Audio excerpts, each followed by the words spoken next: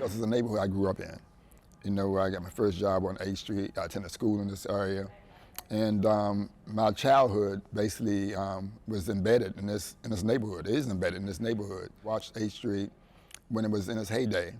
I watched it burn down, you know, during the riots, during the destruction. I watched it gradually try to come up, hit and miss, trying to come up and where it could be a vibrant quarter of the city again. For life. Yeah. I appreciate that. What I love about the beginning was it was a conglomerate of people that were working together to make something successful. What built this block was people that took their last penny to buy a property, to open a business that didn't have anything down here. It was a little desolate and a little grimy, but I like the griminess. You know, I like that kind of blue-collarish kind of feel. I like the history of what 8th Street was and is, and I wanted to try to put my awesomeness into what it is now. 8th Street had received national news, national acclamations about our successes and where we're going. We were basically on a strong upward mobility. 7 News is on your side, taking a look at the recent uptick in violent crimes on the 8th Street corridor. The big story at 5, a former college basketball star, husband and father to 3 young kids, is dead after a shooting at an 8th Street lounge over the weekend. COVID hit. Afterwards, I think that we had to go back and reimagine what 8th Street was all about.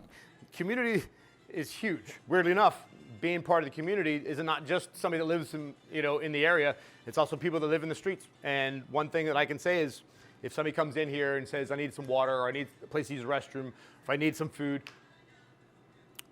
sometimes to my loss, we take care of those folk day after day after day after day. And knock on wood, we never had any major issues during that time frame because,